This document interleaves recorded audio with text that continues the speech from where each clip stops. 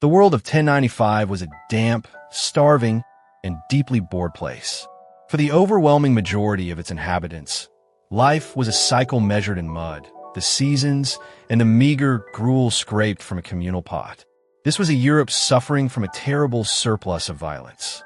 The church had been trying for a century to curb the relentless, petty wars of the feudal lords through movements like the Peace of God and the Truce of God. But a knight's training was a hammer that always looked for a nail. You, a minor knight, were a relic in your own time. Your entire self-worth was strapped to a sword that hadn't seen a respectable fight in years. The great existential terror wasn't the devil, it was irrelevance. Your castle, a drafty pile of stone and regret, was your prison. The local peasants, your only source of income, had been bled dry. Your days were a monotonous loop of polishing the armor you wouldn't wear and abusing your few retainers. You were a walking, armored crisis of masculinity. The only outlet for your energy was to ride out and raid your neighbor, count yields for a few scrawny pigs, only to have him retaliate next week, perpetuating a self-destructive cycle of localized, useless warfare that was actively crippling the already frail European economy. You weren't a defender of the realm. You were an unpaid, heavily armed intern in a failed social structure. Meanwhile, the peasant's life was an exercise in pure survival. You were born on the patch of land you would die on, your only view of the world the back of your ox and the looming, gray sky.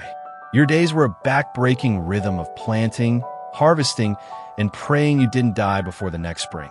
But even the peasant felt the stifling weight of a closed-off world. There was no escape. The spiritual life, too, was a constant terror. Your sins, small and large, the turnip you stole, the bitter curse you muttered at your Lord, piled up, assuring you of a warm reception in hell. The only certainty was death, debt, and the damp smell of your own despair. Then, in November of 1095, at Clermont in France, Pope Urban II stepped onto a stage and offered the most compelling spiritual and socio-economic deal in the entire history of the Middle Ages. He wasn't just giving a sermon. He was launching a human resource solution disguised as a holy war. His message was a masterpiece of rhetorical genius, weaving together theology, greed, and a profound understanding of the European crisis. He painted a terrifying, lurid picture of the Holy Land being desecrated by the Seljuk Turks, a call for help, he claimed, for the Eastern Christians. More importantly, he offered you, the knight, a legitimate, sanctified target for your violence. Go, the Pope is rumored to have thundered. Take the road to the Holy Sepulchre. Wrest it from the wicked race. Christ commands it. All who die on the way, whether by land or sea, or in battle against the pagans, shall have immediate remission of sins. Immediate remission of sins. For a population steeped in fear of damnation, this was a spiritual get-out-of-jail-free card. For the knight, it was a license to kill with eternal reward. The offer was too perfect. You could practice your only skill, violence, and be guaranteed paradise. You could loot and call it pious requisition. The local raiding stopped. The petty quarrels were instantly put aside, because now the entire world was your new target. Europe's internal pressure valve had been opened, and the excess violence was being exported east. The response was instantaneous and overwhelming. Thousands took the cross, sewing a cloth emblem onto their tunics. It wasn't just the bored knights. The peasantry poured in, too. They brought pitchforks, axes, and a desperate hope. This was a pilgrimage, a chance to escape the cabbage patch, to see the world before death claimed them. They were not an army. They were a confused, starving, and wildly diverse mob, united only by the symbol of the cross and a shared geographical ignorance. Most truly believed that Jerusalem was just a few weeks' walk away, nestled perhaps right past the next forest. Your march begins, and the logistics collapse within a month. This is not a planned military expedition with supply lines and maps. It is a mass migration of the spiritually desperate. Disease, dysentery, typhus, cut swathes through the crowds before you even cross the border into Hungary. The trail is marked not by glorious victories, but by the shallow graves of those who succumbed to dehydration and poor sanitation. You quickly realize that this holy war is far more likely to be lost to diarrhea than to the sword of a Saracen. As the sun beats down and the food runs out, the pious pilgrimage rapidly descends into a desperate scramble for survival, marked by the frequent, brutal looting of villages along the route, Christian or not. The Pope's human resource solution has already turned into a humanitarian disaster in motion. Yet you march on, because for the first time, you have direction, purpose, and a glimmer of a world larger than your dreary manor. The endless march had reduced your world to the pain in your feet, the stale taste of moldy bread, and the stench of thousands of unwashed bodies. You had trekked across the savage, unmapped territories of Europe, fought off brigands, and watched your comrades die of simple, ignoble things like dehydration and dysentery. You were a ragged, sunburnt, and fundamentally savage army. Even the knights felt more like desperate vagrants than holy warriors. Then, emerging from the wilderness of the Balkans, the horizon revealed an impossible sight.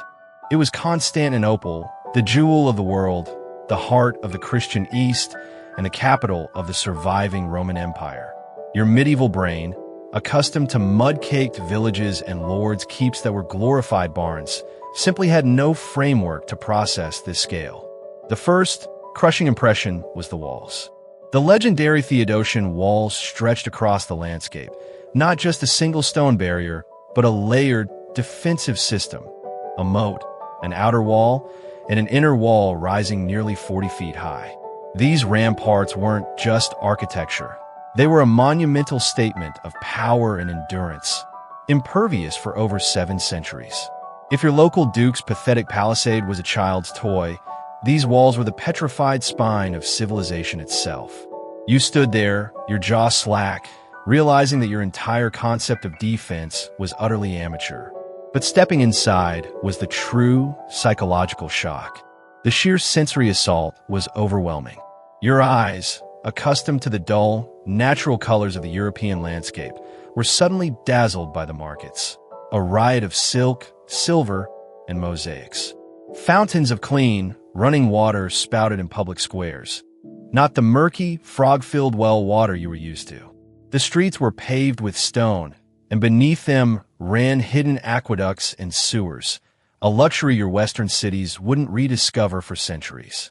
Your village, which you had previously viewed with grudging acceptance, now felt like a temporary accident of nature that someone had forgotten to clean up. The ultimate symbol of this foreign, dazzling superiority was the Hagia Sophia. Its dome seemed to float, suspended by some miracle of engineering you couldn't comprehend, illuminated by a halo of light from a ring of windows. It was a vision of heaven brought to earth, making your own regional cathedral look like a poorly constructed chicken coop. The Constantinopolitans, draped in luxurious dyed silks, carrying themselves with a cultured arrogance, looked down upon you. The smelly, illiterate tourist mob who had just tracked mud across their pristine pavements. You felt, keenly, the humiliating distance between the Byzantine pinnacle of civilization and your own Western barbarism. The political reality was as tense as the cultural clash. Emperor Alexios I Komnenos viewed your arriving army with a mix of fear and thinly veiled contempt. He hadn't asked for this chaotic migration of 70,000 zealots and brigands. He had asked for a few hundred disciplined mercenary knights. His court was highly suspicious of the Crusaders' true intentions, correctly surmising that many sought not salvation, but land and loot. The diplomatic friction was immediate and intense. Alexios demanded that every major Crusader leader swear an oath of fealty, promising to return any conquered former Byzantine territory. This set a crucial, negative precedent. The Crusades were not a unified Christian effort, but a series of fragile, transactional alliances between East and West, poisoned from the start by mistrust and cultural superiority complexes. You, the foot soldier, simply saw rich people arguing, but the foundation for the eventual betrayal of Constantinople was already being laid in these initial, awkward encounters. You are a crusader, but you are also a deeply resentful, marveling spectator in a world you can only dream of conquering. Back home, dinner was a bleak ritual, a monotonous, gut-filling endurance test. You knew three tastes: sour, salty, if you were rich, and profoundly bland. The peasant staple was grain porridge or a hardened loaf of bread that could double as masonry, accompanied by boiled turnips or cabbage, a dish so ubiquitous and flavorless it defined medieval culinary despair. Spices were mythical substances whispered about in taverns, precious things only kings and bishops could afford, usually administered as medicine rather than seasoning. Then, you stumbled into a marketplace in Antioch or Acre, and your entire culinary worldview imploded. The first sensation was the smell. It was an intoxicating, aggressive aroma: red, gold, black, and green powders piled high on merchant stalls. You watched as delicate spoonfuls of these substances were exchanged for sacks of silver. You were immediately suspicious. Food that smelled this good, that promised such intense sensation, had to be either witchcraft or the exclusive purview of the devil. You cautiously tried a pinch of pepper on your stale, travel-hardened bread. The immediate, violent sneeze that followed felt like a physical awakening. It was sharp, fiery, and exciting, a stark contrast to the lifetime of dull, comforting monotony you had endured. Then came cinnamon, warm and complex, and perhaps a touch of cloves, hinting at distant tropical forests. You realized, with a sudden, humiliating clarity, that you had been living a lie. The world had flavor this whole time. The decades of suffering through watery gruel and boiled misery were completely unnecessary. This wasn't just about taste, it was about economic revelation. As you watched the haggling, you began to perform simple, medieval mathematics. A small bag of peppercorns was worth more than your family's annual harvest. A single nutmeg could buy a whole cow back home. You saw merchants trading these tiny, fragrant seeds for gold, silver, and vast bolts of silk. You realized that flavor was wealth. Spices were not merely condiments. They were a form of highly concentrated, easily transportable capital. But the true addiction came with sugar. Back home, sweet meant a lucky handful of forage berries or perhaps a thimbleful of expensive, hard-won honey. In the East, you encountered candied fruits, sugary syrups, and sweet desserts dripping with honey and nut paste. The first bite of a honey-coated fig or a piece of sugar-dusted almond paste hit your tongue like a divine revelation. Your medieval brain, chemically unprepared for this intense rush of glucose, went into immediate, ecstatic shock. Your hands shook, your energy spiked, and you were instantly, irrevocably hooked.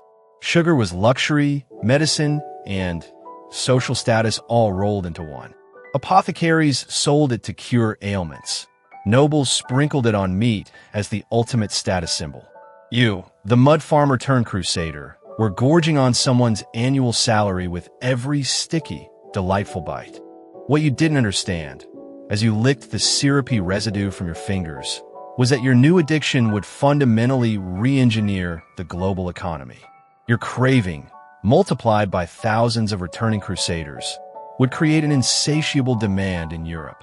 This demand would drive the development of new trade routes, challenge the power of existing empires, and eventually lead to the establishment of vast, brutal sugar plantations across the globe, fueling the machinery of colonial expansion and, tragically, the horrific slave trade, all for the sake of making boiled cabbage taste a little less like despair. You came seeking spiritual gold, but you found a more powerful, intoxicating form of wealth in a single bag of pepper. You weren't a scholar. You were a fighting man whose reading material consisted of perhaps 3 words scrawled on a tavern sign. You joined the crusade to swing a sword for Christ, not to accidentally initiate the European Renaissance.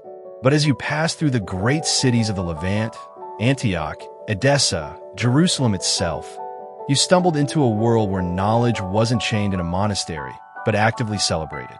The shock began with medicine. Back home, a serious ailment meant consulting the barber surgeon, a man whose medical philosophy was confined to bloodletting, trepanning, drilling a hole in your skull to release bad humors, and muttering Latin incantations. His surgical knife was typically wiped on his already filthy tunic. In the East, you encountered physicians in well-organized hospitals, institutions of healing, not just hospices for the dying. These doctors possessed encyclopedic knowledge passed down from Greek and Roman masters, preserved and expanded by Islamic scholars like Avicenna and Al-Razi. They set broken bones with sophisticated splints, utilized herbal remedies with clinical precision, and, most incredibly, they sometimes practiced hand-washing before surgery. This simple, revolutionary act, using clean water before cutting into a human body, was a radical leap in sanitation that wouldn't become common practice in Europe for another 6 centuries. You may not have understood their complex pharmacopoeia, but you recognize the results, a higher chance of survival. Then there were the books and numbers. You saw massive libraries, vast repositories of knowledge, not just the Bible, but countless tomes on philosophy, astronomy, and mathematics. These were works translated from Greek, Plato, Aristotle, which had been lost to the Latin West, now waiting to be rediscovered. Most bewilderingly, you encountered Arabic numerals. Your Roman arithmetic, clunky, impossible for division or complex calculation, was instantly made obsolete. You saw a symbol you'd never seen before. 0, 0. How could nothing be a number? It seemed like theological trickery. Yet, when a local merchant demonstrated the efficiency of the new system, capable of handling large-scale trade and complex accounting swiftly, you grasped its power. This system, along with the concepts of algebra, the word itself derived from the Arabic al-jabr, was a mathematical engine the West desperately needed. Returning crusaders, or more accurately, the smarter scholars, monks, and merchants who followed in their wake, would drag copies of these texts back to Europe. Suddenly, Europe didn't have to start from scratch. It had received a massive, overdue intellectual download from the Islamic world, where the pursuit of knowledge was considered a religious imperative.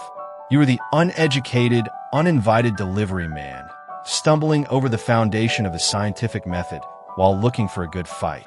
You came to fight for God, but you left having accidentally collected the blueprints for Europe's rebirth. The very civilization you were told was barbarian was, in fact, centuries ahead in the practical arts and sciences. This realization was far more destabilizing to your simple faith than any enemy sword. When you thought of church back home, you pictured a squat, heavy structure, a place built less for divine majesty and more for basic durability. It was a sturdy, depressing stone box, often dark inside because the few small windows were more like defensive arrow slits, designed to keep the cold and the enemy out. It smelled of damp stone and stale incense. Then, your travels across the Byzantine and Islamic worlds exposed you to an architecture of aspiration. You saw mosques and churches with soaring, massive domes and elaborate, decorative arches that seemed to defy gravity. The churches of Constantinople and a massive Hagia Sophia utilized incredible engineering, vaults, and pillars that made Western building techniques look rudimentary. You were standing inside structures that felt less like enclosures and more like invitations to the heavens.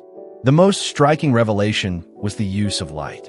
In the East, buildings were designed to be illuminated, the light pouring in through carefully placed windows, reflecting off intricate mosaics and polished surfaces.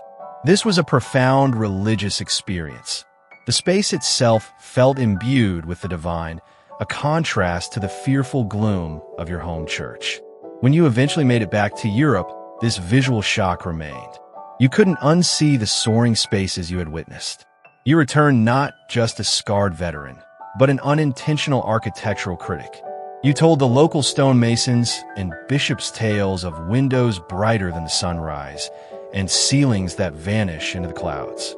The result was a slow, revolutionary shift known as Gothic architecture. Suddenly, the old, heavy, Romanesque style felt painfully primitive.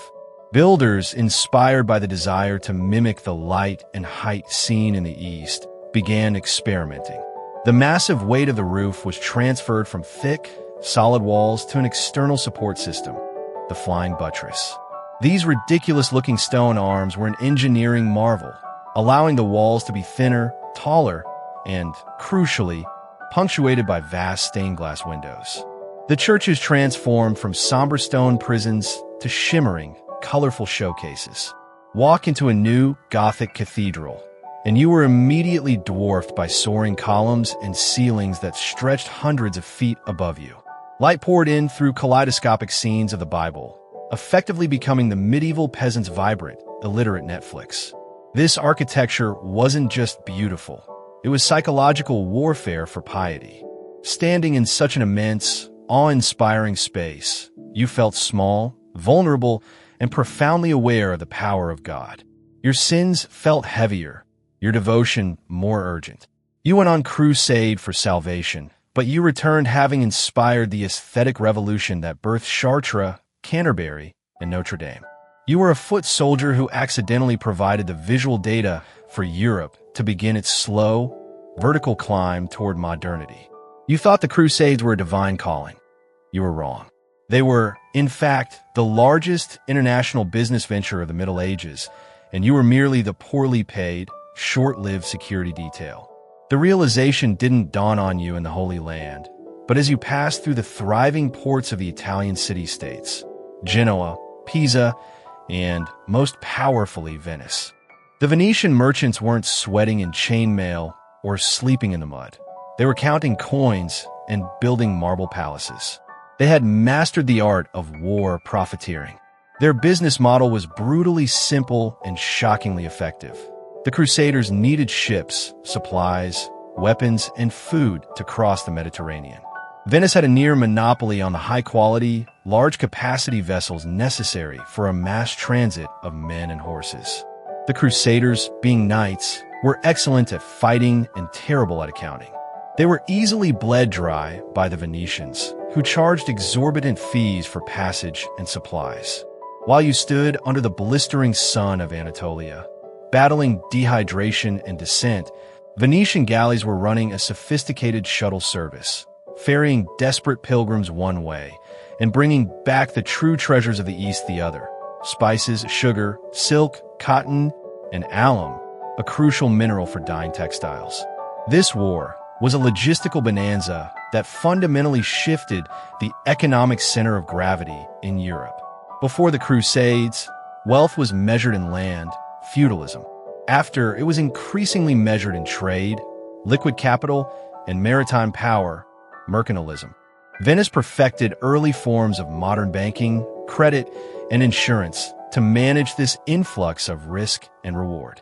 They were the world's first true financiers of war, taking on the debt of impoverished kings and charging interest.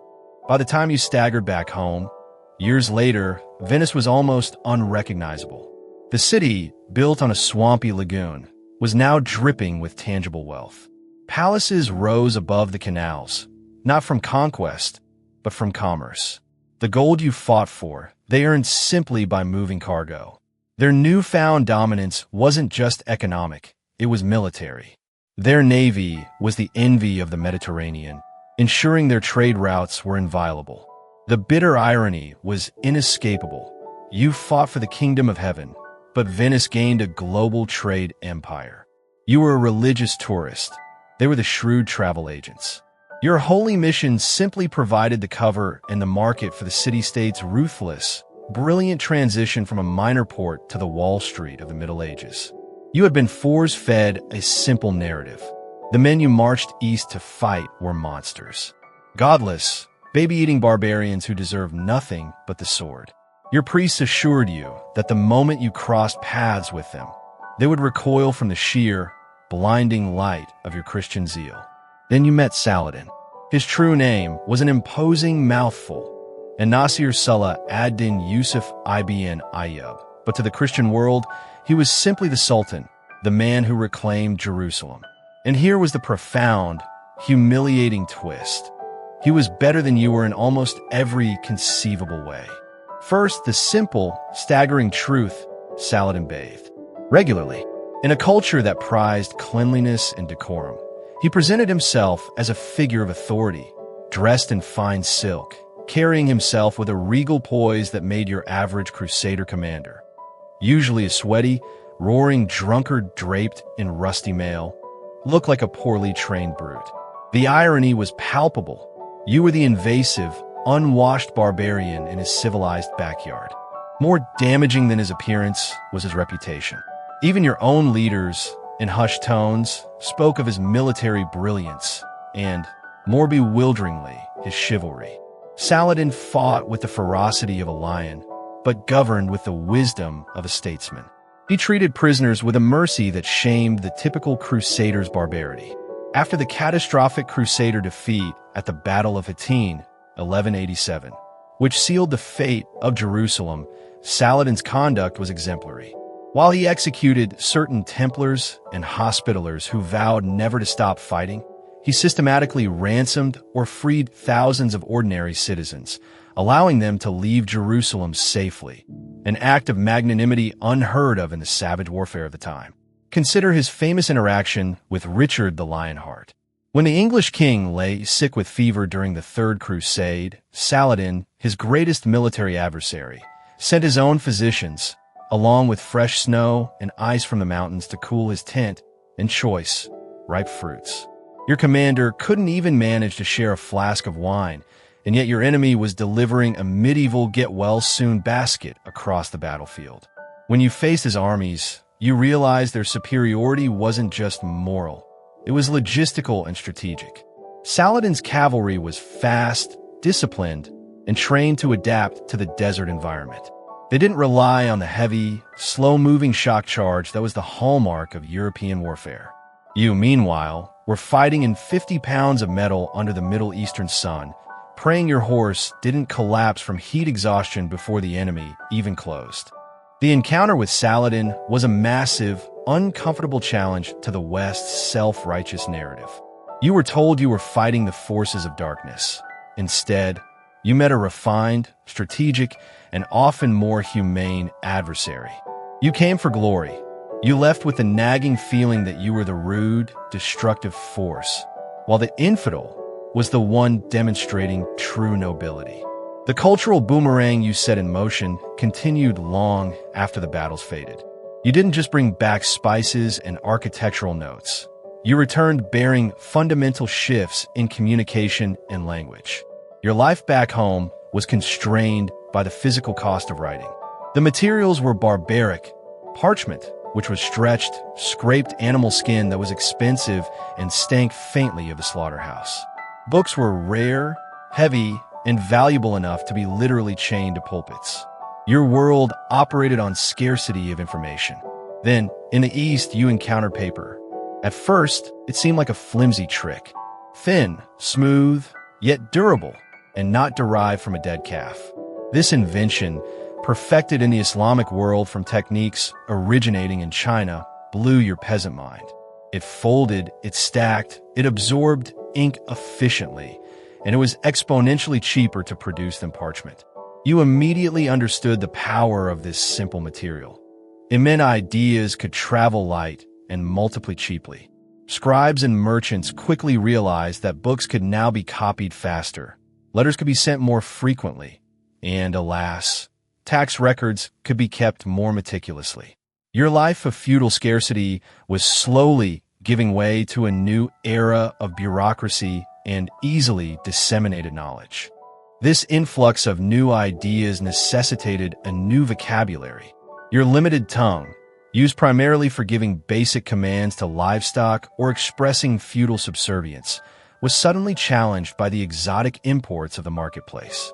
You didn't just learn sugar. You learned cotton for clothing that didn't itch like wool, apricot, ginger, and the word bazaar, market. You learned the mathematical term algebra and the parlor game term checkmate. These words, once foreign shouts in a chaotic market, now became cultural currency, sprinkled into conversation to make you sound worldly and sophisticated. Your entire linguistic landscape had expanded, paving the way for the development of modern European languages. The final betrayal. Infamy at Constantinople, 1204. The ultimate darkest legacy of the Crusades was the one that proved the entire venture had descended into unholy cynicism. The Fourth Crusade, 1202 to 1204. This time, the target was not Jerusalem, but fellow Christians. Broke and unable to pay their Venetian transporters, the Crusaders were convinced by the ruthlessly pragmatic Doge of Venice, Enrico Dandolo, to first attack the Christian port of Zara. The Pope promptly excommunicated the entire expedition, but they pressed on. The descent into infamy accelerated when a deposed Byzantine prince offered the Crusaders a vast sum of money and support if they would simply sail to Constantinople and help him reclaim his throne. Having already violated their sacred oaths and attacked a Christian city, the Crusaders, now a debt-ridden, desperate, and mercenary force, agreed. What followed was not a holy war, but a 3-day looting vacation. The sack of Constantinople in 1204 was an act of unforgivable treachery that permanently crippled the Eastern Roman, Byzantine, Empire and irrevocably solidified the schism between the Catholic West and the Orthodox East. You and your comrades burned, pillaged, and destroyed centuries of Hellenic, Roman, and Christian heritage.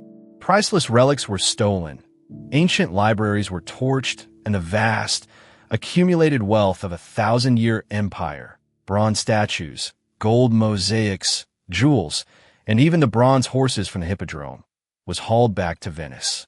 You set out to save Christianity's holiest shrine, Jerusalem. You ended up crippling its greatest surviving empire, Byzantium, and enriching its greatest commercial power, Venice. You came back home empty-handed, scarred, and perhaps slightly wiser about the taste of pepper. The Holy Land was still contested, but Europe had been irreversibly altered. The Crusades were a military failure for the papacy, yet they were the shockwave that shattered the stagnant medieval world.